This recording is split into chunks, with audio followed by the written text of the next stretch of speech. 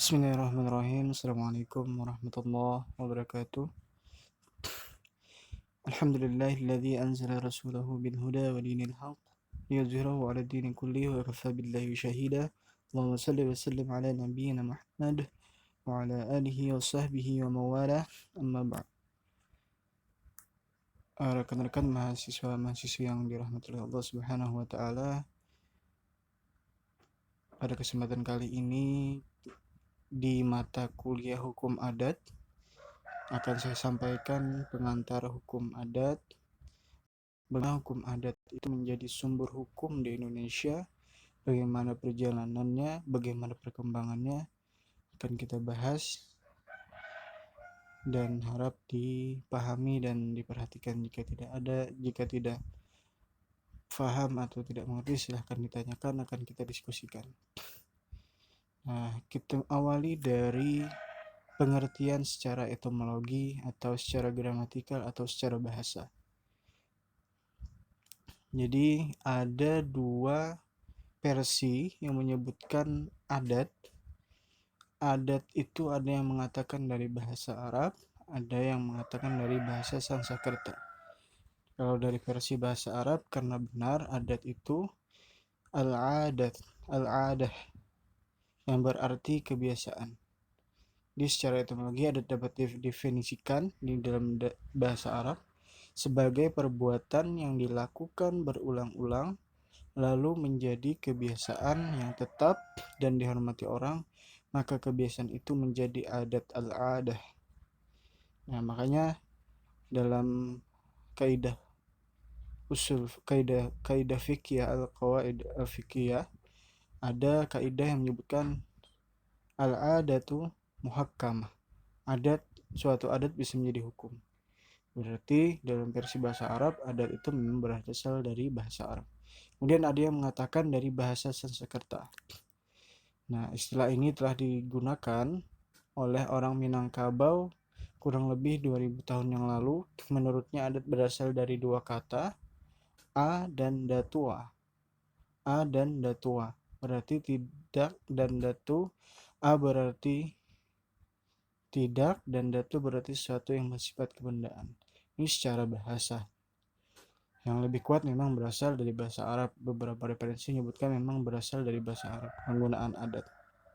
Nah, secara terminologi, adat adalah gagasan kebudayaan yang terdiri dari nilai-nilai kebudayaan, norma, kebiasaan, kelembagaan, dan hukum adat yang lazim dilakukan di suatu daerah. Apabila adat ini tidak dilaksanakan, akan terjadi kerancuan yang menimbulkan sanksi tak tertulis, ya. Kita garis bawahi sanksi tak tertulis oleh masyarakat setempat terhadap pelaku yang dianggap menyimpang. Nah, jadi hukum adat juga dikemukakan oleh Profesor Dr. Cornelis van Vollenhoven sebagai seorang yang pertama-tama menjadikan hukum adat sebagai ilmu pengetahuan. Nah, jadi di Indonesia, Profesor Dr. Cornelis van Vollenhoven adalah orang yang pertama-tama menjadikan hukum adat sebagai ilmu pengetahuan. Tetapi orang yang menggagas hukum adat sebelumnya bukan beliau, nanti kita bahas. Jadi Cornelis van Vollenhoven ini yang pertama-tama menjadikan hukum adat sebagai ilmu pengetahuan, sehingga hukum adat menjadi sejajar kedudukannya dengan hukum lain, dan dalam ilmu hukum menyatakan sebagai berikut: hukum adat adalah aturan-aturan perilaku yang berlaku bagi orang pribumi dan orang-orang timur asing yang di satu pihak mempunyai sanksi dan di lain pihak tidak dikodifikasikan. Nah, maka itu dikatakan adat. Nah, sedangkan menurut Suryana Sukanto, beliau menyatakan bahwa hukum adat adalah hukum adat pada hakikatnya merupakan hukum kebiasaan. Artinya kebiasaan yang mempunyai akibat hukum. Kebiasaan yang merupakan hukum adat adalah perbuatan yang diulang-ulang dalam bentuk yang sama. Jadi kebiasaan itu dilakukan berulang-ulang dan sudah mendarah daging di masyarakat di suatu daerah.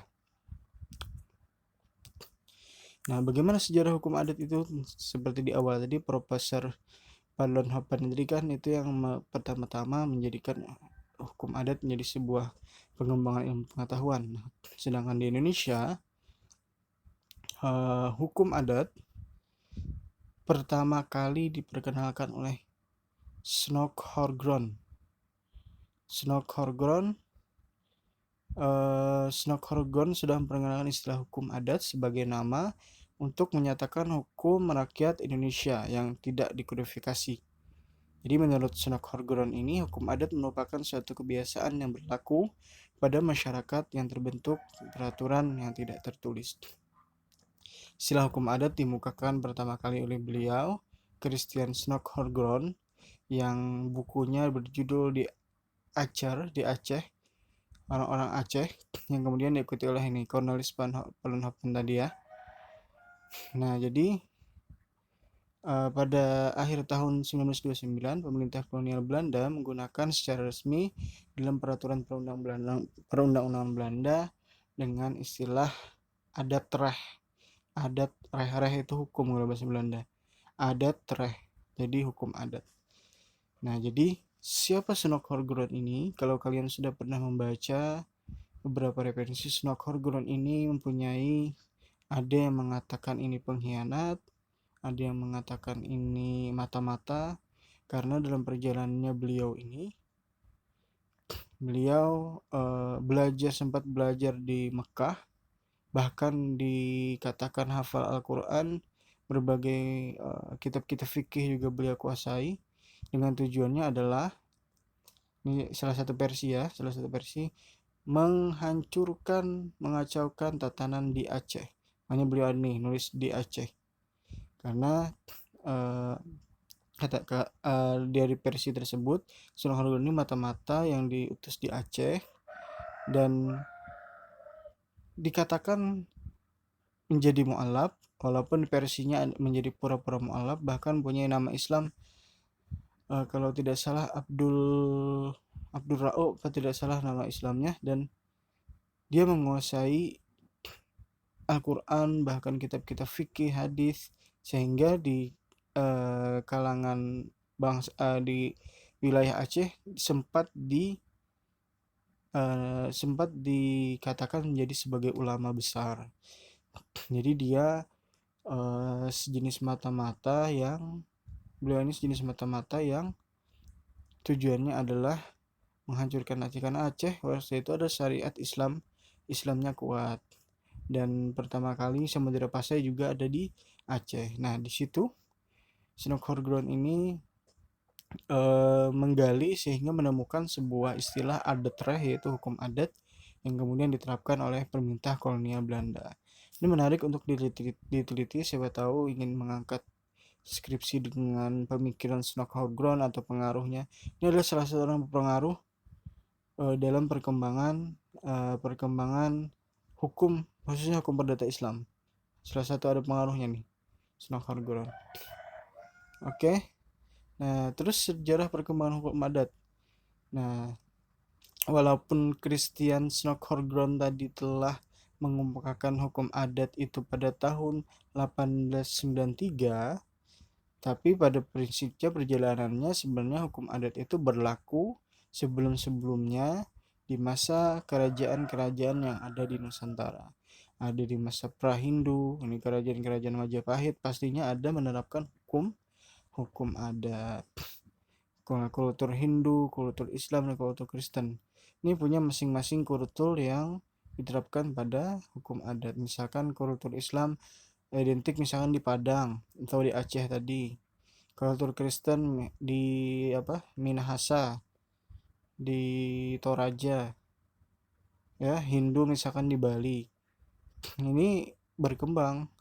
Nah, ada bukti-bukti otentik dalam catatan sejarah yang mengemukakan bahwa hukum adat itu memang pernah diterapkan di Indonesia pada masa lampau. Yang pertama itu tahun 1000 pada zaman Hindu, Raja Dharmawangsa dari Jawa Timur dengan kitabnya yang disebut Cipacasana. Ini pasti ada catatan otentiknya kitab ini. Kemudian tahun 1331 sampai 1364 ada Patih Gajah Mada yang dari Majapahit membuat kitab yang disebut Kitab Gajah Mada, yang isinya kontennya tentang hukum adat. Kemudian tahun 1413-1430 ada Kanaka Patih dari Majapahit membuat kitab Adigama. Kemudian tahun 1350 di Bali juga ditemukan kitab Kotaramanava. Itu adalah konten-konten isinya itu tentang pemberlakuan hukum adat pada masanya. Nah, setelah terjadi akulturasi, Belanda datang, kerajaan-kerajaan runtuh, maka hukum adat atau hukum pribumi dikodifikasi menjadi yang tidak tertulis, Jus non scriptum, yang ditulis adalah Jus scriptum, and Landsrecht, hukum adat atau hukum pribumi. Tadi sudah dijelaskan juga ya di sejarah peradilan di Indonesia. Ada hukum adat atau hukum pribumi itu and Landsrecht ya. Nah, jika diperiodisasi pada masa penjajahan Belanda, sejarah hukum adat itu ada zaman Daendels, zaman Raffles, zaman Komisi Jenderal, zaman Van der Capellen, zaman De Busch. Jadi pada zaman Daendels yang pertama beranggapan bahwa memang ada hukum yang hidup dalam masyarakat, tetapi derajatnya lebih rendah dari hukum Eropa. Jadi ya kalau kalian kembali flashback misalkan di film Bumi Manusia, hukum adat ini sama sekali tidak punya pengaruh karena yang tinggi adalah hukum Eropa dengan kepentingan-kepentingan penjajah Belanda. Kemudian zaman Raffles, nah pada zaman ini Gubernur Jenderal dari Inggris membentuk komisi Mackenzie atau suatu panitia yang tugasnya mengkaji, meneliti peraturan yang ada di masyarakat untuk mengadakan perubahan-perubahan yang pasti dalam bentuk pemerintahan yang dipimpinnya. Kemudian zaman Komisi Jenderal tidak ada perubahan. Zaman Van der Capellen, nah ini zaman ini tidak ada perhatian hukum adat, bahkan merusak tatanan yang sudah ada. Sama ya. Kemudian zaman De Busch, zaman ini sudah ada sedikit perhatian hukum adat yang utama dalam hukum adat ya, hukum Indonesia asli. Nah, sedang zaman Pan dan Bush pada zaman ini dikatakan hukum waris itu dilakukan menurut hukum Islam, serta hak atas tanah adalah campuran antara peraturan Brahmin dan Islam. Nah, jadi hukum adat pun termasuk hukum Islam pada saat itu. Ya. Nah, ini sejarah-sejarah ini membuat sebuah fakta bahwa memang hukum adat setelah ada. Nah, jadi pada tahun 1919 putra-putri Indonesia membuat disertasi ini penelitian ya, kita artikan penelitian mengenai hukum adat di Balai Perguruan Tinggi Belanda. Jadi kan dulu ada orang-orang Indonesia yang sekolah di Belanda, kayak Presiden Soekarno juga sempat kan. Nah, ini Kusuma Atmaja di tahun 1922 yang menulis tentang wakaf, Subroto yang menulis tentang sawah atau gadai sawah, Enda Bumi yang menulis tentang hukum tanah suku Batak, kemudian Sopomo, Mr. Supomo yang menulis tentang hak tanah di kerajaan-kerajaan. Artinya pada prinsipnya hukum adat itu berjalan bahkan mulai awal-awal adanya Nusantara karena identik dengan kerajaan, kemudian masuk Belanda juga masih, walaupun perkembangannya sempat tidak berkembang karena adanya kepentingan kolonial Belanda. Kemudian hukum adat di masa sekarang menjadi salah satu sumber hukum di Indonesia. Ya, kalau di Kalimantan Tengah misalkan hukum-hukum di suku Dayak kan masih ada yang berlaku. Kemudian di Kalimantan Selatan dulu sempat ada undang-undang Sultan Adam. Nah, itu juga menarik untuk diteliti. Kemudian adat-adat yang berlaku itu sebenarnya diakulturasi dan disaring dan menjadi sumber hukum di Indonesia.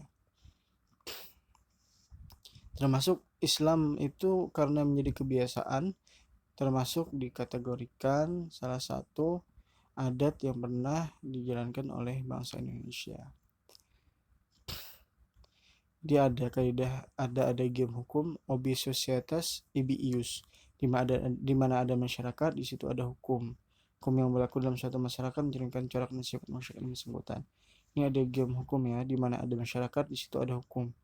Kemudian hukum satu masyarakat mengikuti jiwa semangat rakyat dari masyarakat tempat hukum itu berlaku, karena Volksgeist masing-masing masyarakat berbeda-beda, belum tentu sama, maka hukumnya pun belum tentu sama atau berbeda-beda. Jadi Ponsafigny ini. Jadi Volksgeist itu adalah kekhasan yang hidup dalam masyarakat, yang menjadi nilai yang norma-norma yang berlaku di suatu masyarakat. Adat masyarakat Indonesia belum tentu sama dengan adat di masyarakat Tiongkok, misalnya beda. Jadi produk hukum itu juga pengaruhnya salah satunya adalah adat di suatu tempat, suatu wilayah atau suatu negara. Demikian itu yang dapat saya sampaikan terkait pengantar hukum adat. Semoga bisa dipahami dan bermanfaat. Intinya hukum adat itu menjadi sumber hukum di Indonesia dan menjadi kajian yang menarik dan kontemporer pada saat ini. Bagaimana keberlakuannya nanti kita bahas di pertemuan-pertemuan berikutnya. Nasrun minallahi wa fathun qarib wa basyiril mu'minin. Assalamualaikum warahmatullahi wabarakatuh.